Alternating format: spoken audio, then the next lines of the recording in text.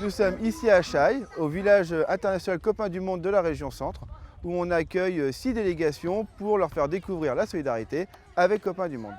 Copains du Monde, c'est le mouvement des enfants bénévoles du Secours populaire qui sont auteurs et acteurs de solidarité, avec qui nous travaillons sur les droits de l'enfant et pour lesquels nous les accompagnons à réaliser leurs actions de solidarité.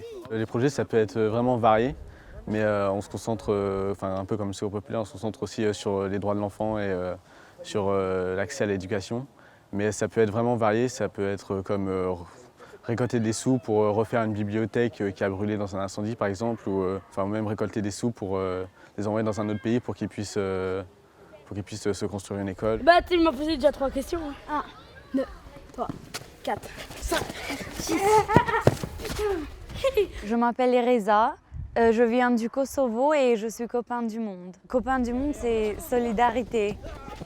Et nous, on veut montrer ça à tous. Et les billets, ils sont où? Faut que tu ailles voir Sam, qui est caché derrière le gros poteau électrique là-bas. C'est lui qui a les billets. Il y a des milliers de Copains du Monde. On recense environ 3000 Copains du Monde sur la France.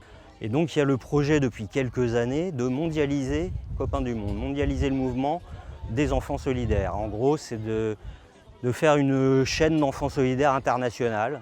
Donc c'est vraiment l'état d'esprit des villages, c'est ça, c'est de constituer un réseau d'enfants à travers le monde qui vont défendre les mêmes causes et qui sont souvent basées sur justement les droits de l'enfant qui ne sont pas respectés dans la plupart des pays. C'est vraiment un espoir, je dirais, Copains du Monde. Au-delà de l'association, c'est un espoir pour l'humanité. Donc c'est un message de paix, de tolérance, et c'est apprendre aux enfants à s'aimer plutôt qu'à s'entretuer.